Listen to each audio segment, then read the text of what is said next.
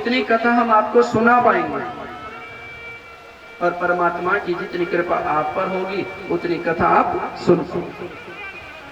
क्योंकि व्यक्ति संसार के माया के बंधन में ऐसा बंधा रहता है कि वो चाहकर भी उससे छूट नहीं पाता।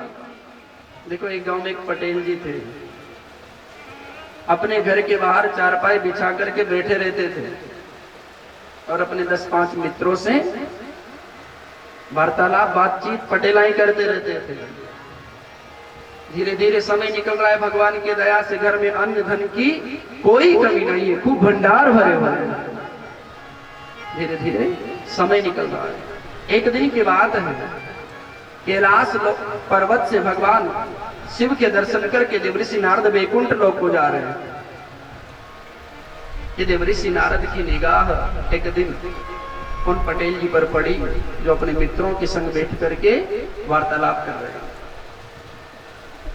देवऋषि नारद ने विचार किया, देवताओं से मैं बहुत मिलता हूं, चलो आज इन पटेल जी से जाकर के मिलते हैं।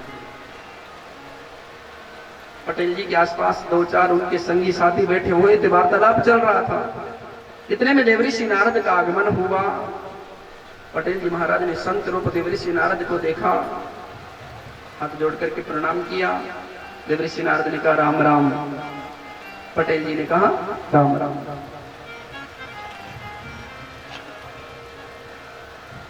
पटेल जी विचार कर रहे हैं, संत है, हो सकता है कुछ मांगने के लिए आए हो, कुछ चाहिए होगा। पटेल जी ने कहा, कहो महाराज कहां से आ रहे हो, कहां को जा रहे हो, क्या चाहिए? देवऋषि नारद ने कहा, पटेल जी कैलाश से आ रहा हूं और वैकुंठ को जा रहा हूं, मुझे कुछ नहीं चाहिए, बस आपसे मिलने का भाव जागृत हुआ, मैं मिलने के लिए चला आया। पटेल जी ने कहा, कहां से आ रहे हो? कहा कैलाश से आ रहा हूं, वैकुंठ को जा रहा हूं। पटेल जी ने विचार किया, महाराज की तो बुद्धि, कैलाश और वैकुंठ। महाराज कैलाश से आ रहे हो? हाँ, भगवान शिव के दर्शन करके आ रहा हूं। वैकुंठ लोक को भगवान नारायण के दर्शन करने जा रहा हूं। पटेल जी, मेरे मन में ऐसा भाव है, मैं अकेला तो रोज जाता हूं, आप चलो ना, आपको वैकुंठ लोक ले चलता हूं, भगवान के दर्शन करूंगा। पटेल जी आंख फाड़ करके देवऋषि नारद को देख रहे ऊपर से नीचे। पटेल जी ने कहा, महाराज आपने बात तो बड़ी सुंदर कही है वैकुंठ जाने की, लेकिन आप ठहरे सन्यासी साधु संत, मैं हूं गृहस्थी। हमारे गांव के लोग तो जब तक गृह कार्य पूरा नहीं निपट जाता, बेटे बेटियों की शादी नहीं हो जाती, तब तक तीर्थ यात्रा को नहीं जाते। आप तो वैकुंठ की बात कर रहे हो। हमारे जो ग्रामवासी हैं, जो लोग हैं, संसार के लोग हैं, जब तक अपनी जिम्मेदारियों से पूर्ण रूप से मुक्त नहीं हो जाते, तब तक तीर्थ यात्रा को भी नहीं जाते। आप वैकुंठ की बात कर रहे हो, आप बड़ी अच्छी बात कर रहे हो, मैं वैकुंठ चलता, लेकिन क्या करूं, मेरे जो छोटा बेटा है अभी कुंवारा है, उसकी शादी हो जाए फिर मैं वैकुंठ को चलूंगा। देवऋषि नारद ने कहा ठीक। देवऋषि नारद चले गए। इधर कुछ समय व्यतीत हुआ, 1-2 साल की बात हुई, पुनः देवऋषि नारद का आगमन हुआ। पटेल जी के रोज का काम है वहीं पर बैठ करके अपने मित्रों से बातें करना। पुनः आकाश मार्ग से जाते हुए देवऋषि नारद की निगाह पटेल जी पर पड़ी और सीधे पटेल जी के पास आ गए। और जैसे ही पटेल जी ने वैकुंठ लोक वाले महात्मा को देखा, मन में विचार करने लगे, ये महात्मा फिर चले आए। देवऋषि नारद ने कहा, पटेल जी राम राम। पटेल जी ने कहा, महाराज राम राम। बताओ। नारद जी ने कहा, क्या बताओ? अब तो आप बताओ, बेटे का ब्याह हुआ कि नहीं हुआ? पटेल जी ने कहा, बेटे का ब्याह हो गया। तो कहा, चलो वैकुंठ को।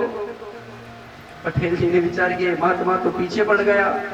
महाराज मैंने कहा ना, आप साधु संत हो, आप गृहस्थी को नहीं समझते, अभी तो बेटे का ब्याह हुआ है।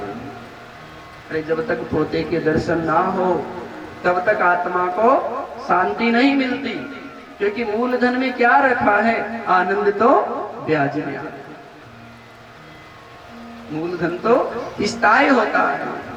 महाराज, एक दो पोते घर में हो जाए, मैं उनके दर्शन कर लूं, फिर वैकुंठ लोक को चलूंगा। देवऋषि नारद ने कहा ठीक है। फिर देवऋषि नारद चले गए इधर। फिर 2-4 साल का समय निकला। फिर देवऋषि नारद का आगमन हुआ। देवऋषि नारद पुनः कैलाश से वैकुंठ को जा रहे हैं कि जैसे ही पटेल जी का गांव निकट आया, देवऋषि नारद ने नीचे को देखा, चारपाई तो बिछी हुई है लेकिन पटेल जी दिखाई नहीं देते। देवऋषि नारद ने विचार किया, जब भी मैं इस राह से निकला पटेल जी इसी गांव में रहते हैं, इसी चारपाई पर बैठे रहते थे, आज क्या बात है, कहां चले गए? हो सकता है खेत खलिहान को संभालने के लिए चले गए होंगे, जरा चल करके देखूं। और पटेल जी के घर के निकट देवऋषि नारद चले आए। ना कोई मित्र मंडली दिखाई देती है, ना कोई सखा दिखाई देते हैं। देवऋषि नारद ने देखा घर के आसपास कोई दिखाई नहीं देता, बस केवल घर के दरवाजे के पास एक कुत्ता बैठा हुआ है। देवऋषि नारद ने इधर उधर निगाह घुमा करके देखा, कोई दिखाई नहीं दिया, केवल कुत्ता दिखाई दे रहा है। और जैसे ही कुत्ता देवऋषि नारद को दिखाई दिया, देवऋषि नारद ने अपनी दिव्य दृष्टि जैसे ही कुत्ते पर डाली, क्या देखते हैं, कल तक जो पटेल जी चारपाई पर खाट पर बैठे रहते थे, अब जमीन पर आ गए, कुत्ता बन गए। देवऋषि नारद ने पटेल जी की भाषा में बात की, कहा पटेल जी पहले चारपाई पर थे, अब नीचे आ गए, अब तो चलो वैकुंठ को। पटेल जी ने कहा महाराज फिर आपने कर दी ना वही बात। अरे आपकी कृपा से घर में सब आनंद है, मेरे एक नहीं, 2 नहीं, 3 नहीं, 4 बहुएं घर में आई है, लेकिन चारों ही ऐसी है कि घर के दरवाजे को खोलकर पानी भरने जाती है। महाराज पीछे से कोई दूसरे कुत्ते बिल्ली घर में घुस गए तो घर की रखवाली कौन करेगा? मुझे नहीं जाना वैकुंठ, मैं यही द्वार पर बैठ करके मेरे घर की रक्षा। एतावदेव जिज्ञास्यं तत्व जिज्ञासुनात्मनः।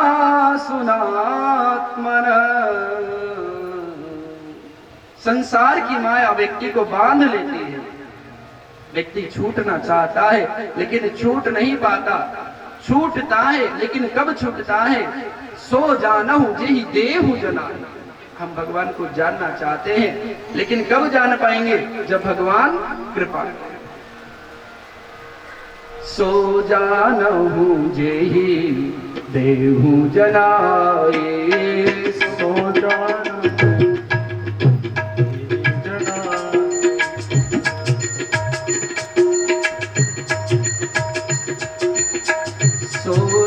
जानहु जेहि देहु जनाहि। सो जानहु जेहि देहु जनाहि। जानत तुम ये जाए जानत।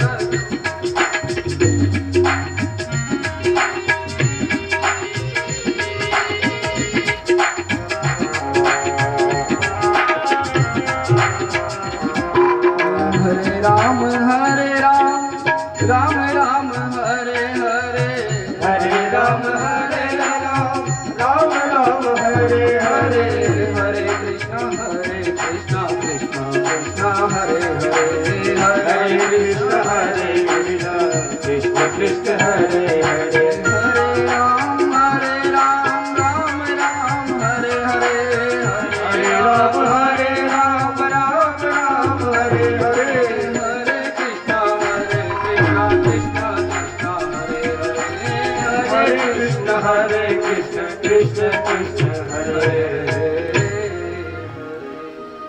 सो जानहु जेहि देहु जनाहि। रास की लीला को हम सुने, लेकिन पहले हृदय में ये भाव होना चाहिए कि संसार में जगत मिथ्या ईश्वर सत्य। पहले बात। दूसरी बात कही, द्वितीय आराध्य भक्ति व्यास नव भांति बखानी। हृदय में भक्ति का प्रादुर्भाव होना चाहिए। और भक्ति कितने प्रकार की है? 9 प्रकार की। श्रवणं कीर्तनं विष्णु स्मरणं पादसेवनम् अर्चनं वंदनं दास्यं सख्यात्मनिवेदनम्। पहली शर्त भगवान की बात को याद करो। दूसरी शर्त भक्ति का प्रादुर्भाव हृदय में हो। भक्ति कितने प्रकार की है? 9 प्रकार की। पहली भक्ति श्रवणम, जिस भक्ति के अंदर हम बैठे हुए हैं, आप बैठ करके भगवान की कथा सुन रहे हो, ये भक्ति का प्रथम प्रकार है। श्रवणम कीर्तनम विष्णु। दूसरी भक्ति हम सुन रहे हैं और फिर मुंह से बोलने का प्रयास करते हैं। सुनना और बोलना। श्रवणम कीर्तनम विष्णु स्मरणम पादसेवनम। पहली भक्ति भगवान के भजन को सुने। दूसरी भक्ति भगवान के भजन को बोले। तीसरी भक्ति भगवान को याद करे। गोविंद सब कहते हैं भगवान ने मधुबन में गोपियों के संग में ऐसे रास रचाया। क्या ये बात सत्य है? और प्रभु यदि ये बात सत्य है तो कभी हमारे ऊपर भी ऐसी कृपा करो ना कि हम भी उन गोपियों के मध्य से एक गोपी बन जाए और आप कान्हा बन करके हमारे संग भी नृत्य करें। जय। स्मरणम पाद सेवनम। चौथी भक्ति भगवान के चरणों की वंदना करें। अर्चनम वंदनम दास्यम। भगवान की अर्चना करें। अपने हाथों से भगवान के लिए वस्त्र सिले, अपने हाथों से स्नान कराए, अपने हाथों से चंदन लगाए, अपने हाथों से माला बनाए और भगवान को धारण।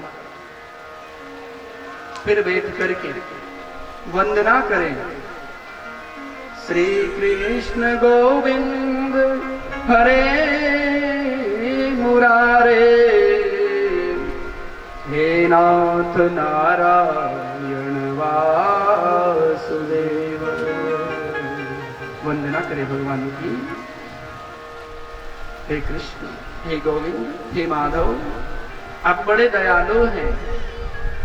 आपकी दयालुता अपार है, आपकी कृपा अपार है। आप दीन बंधु हैं, आप करुणा सागर हैं, आप भक्त पर कृपा करते हैं। भगवान की वंदना करें। अर्चनम वंदनम दास्यम। भगवान के सेवक बन जाओ। स्वामी बनने का कभी प्रयास मत करो। सख्यात्मनिवेदनम। भक्तों ने कहा महाराज दास बनना, सेवक बनना बहुत बड़ी बात है, क्योंकि इस संसार में यदि सबसे कठोर धर्म है तो उस धर्म का नाम है सेवक का धर्म। साहब तो सब बन जाते हैं, लेकिन एक बार सेवक बन करके देखो। सबसे कठिन धर्म सेवक का धर्म है। भगवान की सेवक बन जाए। सेवक नहीं बन सकते तो सखा बन जाए। हे कृष्ण हे यादव हे सखेती। भगवान श्री कृष्ण को अर्जुन ने अपना मित्र मान लिया। गीता के 11वें अध्याय में जब भगवान ने विराट स्वरूप के दर्शन अर्जुन को दिखाए तो अर्जुन कहता है, गोविंद मैं आपके नाम रूप गुण को नहीं जानता था और मैंने आपसे अनेक बार कभी कृष्ण कहा, कभी यादव का, कभी सखा का। मेरे अपराध क्षमा करें।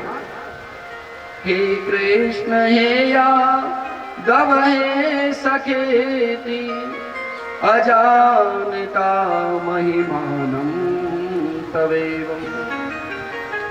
भगवान को अपना सखा बना लो। और ये भी ना हो सके तो भगवान की अंतिम भक्ति दीन बंधु दीनानाथ और तेरी डोरी। जय हो बांके बिहारी लाल की। बोलो जय श्री कृष्ण। जय श्री कृष्ण। ऐसे ही बोलोगे ना, दीन बंधु दीनानाथ और तेरी डोरी। क्यों नहीं? तेरी डोरी मेरे हाथ, क्योंकि हम तो संसार के लोग हैं, किसी से बस में थोड़े आएंगे। हम तो सांसारिक लोग हैं। हम तो हमारी इच्छा पड़ेगी जैसा कर्म करेंगे। मरने के बाद किसने क्या देखा क्या होने वाला है। क्योंकि हमारी आस्था घटती चली जा रही है। कलयुग का आगमन हो रहा है। व्यास जी कितनी अच्छी कथा सुनाए, हमें तो बात करने की आदत पड़ी, हम तो करेंगे बात। आप कितना ही गा लो, कितना ही बजा लो, कितनी ही अच्छी बात सुना लो, हम नहीं छोड़ेंगे। हम संसार के लोग हैं, इसलिए तो हम क्या कह रहे हैं, दीन बंधु दीनानाथ तेरी डोरी। तेरे में हिम्मत नहीं है जो हमारी खींच ले, क्योंकि हम संसार के लोग हैं। हमारा मन जब कथा में नहीं लगता तो तेरे में कैसे लगेगा? जब तेरी कथा में हमारा मन नहीं लग रहा तो तेरे में कैसे लग सकता है? देहे स्तिमान सरुदिरे विमति त्यजत्वं जाया सुतादिषु सदा ममता विमुञ्चे। अंतिम भक्ति है भगवान की। हे प्रभु, मैं दीनहीन बसाए हूँ, मैं कुछ नहीं जानता, न मेरा मन तेरी कथा में लगता है, न तेरी सेवा में लगता है, न तेरे पूजन में लगता है। मैं क्या करूं? मैं बड़ा विचलित हूँ। अब तू जाने, तेरा काम जाने। इसलिए हे प्रभु, दीन बंधु दीनानाथ, और मेरी डोरी तेरे हाथ। तू चाहे मारे और तू चाहे बचा। इतना याद कर लेना भक्तों, आपका कल्याण। कभी भी अपने को समर्थ मानने की कोशिश मत करना, और यदि जीवन में अच्छा हो तो भगवान को धन्यवाद। दीन बंधु दीनानाथ मेरी डोरी तेरे हाथ। नवदा भक्ति का ज्ञान हो, तृतीय करे गुरु समुझी। जीवन में गुरु मंत्र लिया हो, चौथे होए विरक्त। चौथी बात करें, संसार से विरक्त हो जाना, स्त्री पुरुष के भेद से अलग हो जाना। क्योंकि रास की लीला में न कोई स्त्री है और न कोई पुरुष है। रास की लीला में भगवान श्री कृष्ण परमात्मा है और गोपी रूपी जीव है। रास के माध्यम से जीव और परमात्मा का मिलन हो रहा है। देखो, ये जो स्त्री पुरुष का भेद है,